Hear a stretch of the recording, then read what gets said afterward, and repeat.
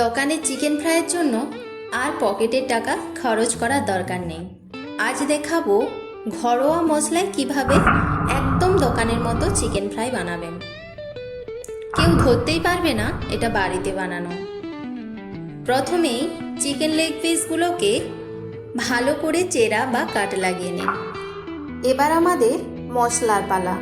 লঙ্কা গুঁড়ো, হলুদ, আদা, রসুন বাটা আর স্বাদ মতো লবণ, সাথে একটা ডিম ভালো করে মাখিয়ে নেবেন। এবার এটাকে 1 ঘন্টার জন্য শান্তিতে ঘুমাতে দিন। এবার আসি আসল জাদুতে। একটা পাত্রে পরিমাণ মতো কর্নফ্লাওয়ার নিয়ে নিন। এর মধ্যে লবণ, রঙের জন্য কাশ্মীরি লঙ্কার গুঁড়ো আর স্পেশাল স্পাইসি চিকেন মশলা। স্পাইসি মশলা না থাকলে গরম মশলাও অ্যাড করতে পারেন। চিকেনগুলোকে এই পাউডারে ভালো করে স্নান করিয়ে নিলেই কোটিংটা হবে একদম দোকানের মতো মুচমুচে।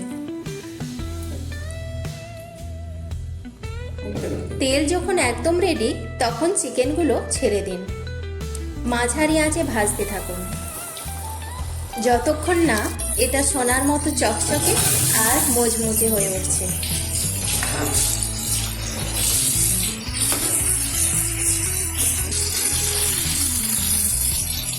দেখুন তো দোকানের চেয়ে কোনো অংশে কম লাগছে কি? বাইরেটা ক্রিস্পি আর ভেতরটা একদম নরম। রেস্টুরেন্টের চেয়েও ভালো খেতে আর অনেক বেশি হাইজেনিক। রেসিপিটা ভালো লাগলে লাইক দিন আর বন্ধুদের ট্যাগ করুন যারা সবসময় বাইরের খাবার জন্য বায়না ধরে।